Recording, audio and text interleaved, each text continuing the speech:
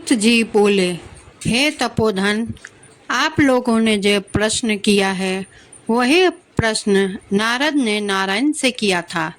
सो नारायण ने जो उत्तर दिया वही मैं आप लोगों से कहता हूँ। राधे राधे दोस्तों, आप सभी का मेरे यूट्यूब चैनल ब्रत एंड पर मैं स्वागत करती हूँ। दोस्तों, 7वां अध्याय में आज आप सभी को पुरुषोत्तम मास यानी अधिक मास की कथा सुनाने जा रही हूँ।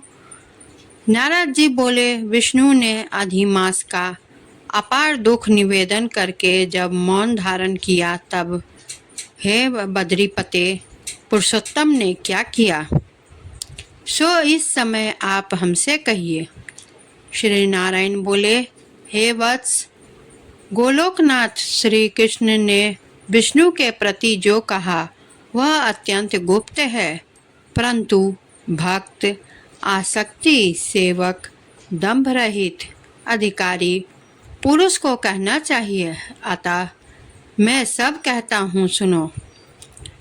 यह आख्यामान सत्कीर्ति, पुण्य, यश, सुपुत्र का दाता, राजा को वश में करने वाला है और दरिद्रता को नाश करने वाला एवं बड़े पुण्यों से सुनने को मिलता है।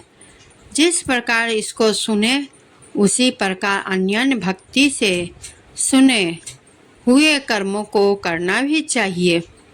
श्री पुरुषोत्तम बोले, हे विष्णु, आपने बड़ा अच्छा किया जो मल मास को लेकर यहाँ आए। इससे आप लोक में कीर्ति पावेंगे।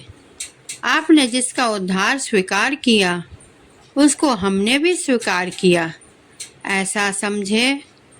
अतः इसको हम अपने समान सर्वोपरि करेंगे।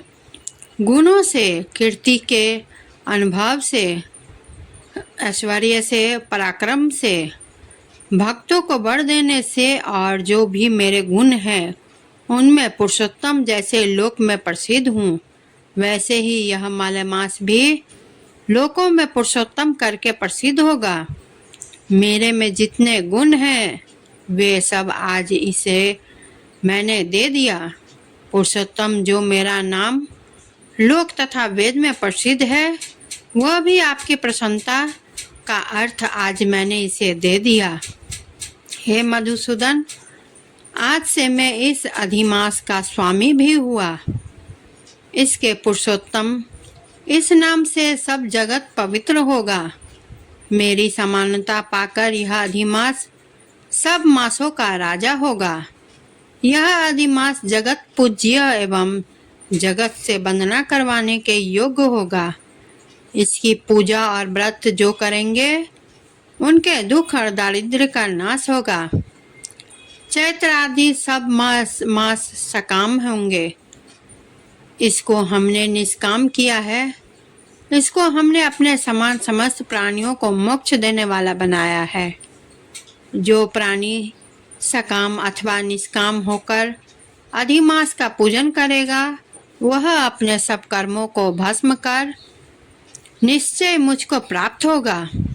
जिस परम पद प्राप्ति के लिए बड़े भाग्य वाले यति ब्रह्मचारी लोग तप करते हैं और महात्मा लोग निराहार व्रत करते हैं एवं दृढ़ व्रत लोग फल, पत्ता, वायु भक्षण कर रहते हैं और काम क्रोध रहित जितेंद्रिय रहते हैं, वे और वर्षा काल में मैदान में रहने वाले, जाड़े में शीत, गर्मी में धूप सहन करने वाले मेरे पद के लिए यत्न करते रहते हैं।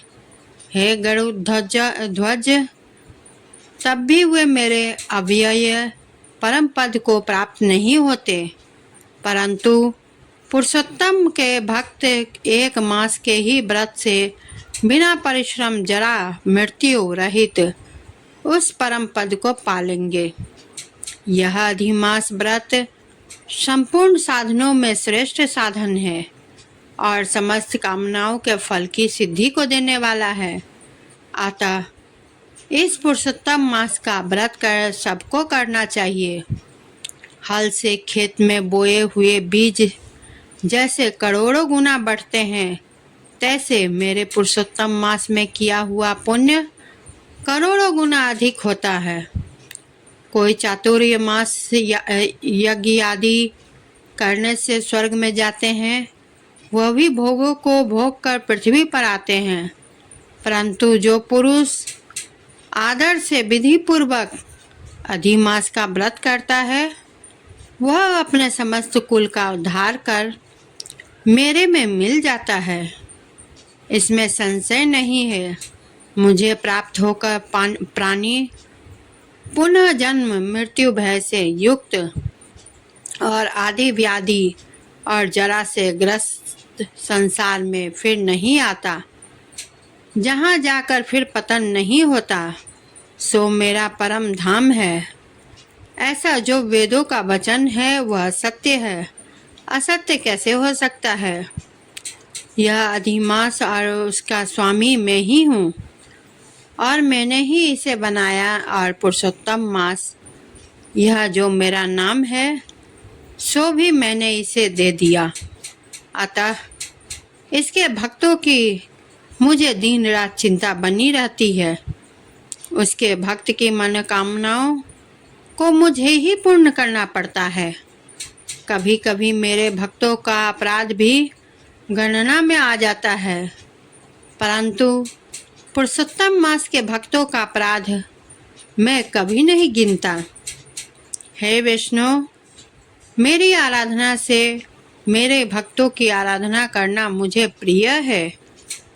मेरे भक्तों की कामना पूर्ण करने में मुझे कभी भी देर नहीं हो जाती, किंतु मेरे मास के जो भक्त हैं, उनकी कामना पूर्ण करने में मुझे कभी भी विलंब नहीं होता।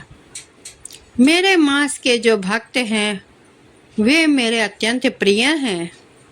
जो मनुष्य इस अधिमास में जप दान नहीं करते, वे महामूर्ख हैं। और जो पुण्य कर्म रहित प्राणी स्नान भी नहीं करते एवं देवता तीर्थ द्विज से द्वेष करते हैं, वे दुष्ट अभागी और दूसरे के भाग्य से जीवन चलने वाले होते हैं। जिस प्रकार खरगोश के सिंग कदापि नहीं होते, वैसे ही अधिमास में स्नान आदि ना करने वालों को स्वप्न में भी सुख प्राप्त नहीं होता। जो मूर्ख मेरे प्रिय मलमास का निरादर करते हैं और मलमास में धर्माचरण नहीं करते, वे सर्वदा नरकगामी होते हैं। प्रति तीसरे वर्ष पुरुषोत्तम मास प्राप्त होने पर जो प्राणी धर्म नहीं करते, वे कुंभी पाक नरक में जाते हैं और इस लोक में दुख रूप अग्नि में बैठे स्त्री पुत्र पौत्र आदि से उत्पन्न बड़े भारी दुख को भोगते हैं। जिन प्राणियों को यह मेरा पुण्यतम पुरुषोत्तम मास अज्ञान से व्यतीत हो जाए, वे प्राणी कैसे सुखों को भोग सकते हैं। जो भाग्यशाली स्त्रियां सौभाग्य और पुत्र सुख चाहने की इच्छा से अधिमास में स्नान दान पूजन आदि करती हैं, उन्हें सौभाग्य संपूर्ण संपत्ति और पुत्र आदि यह अधिमास देता है।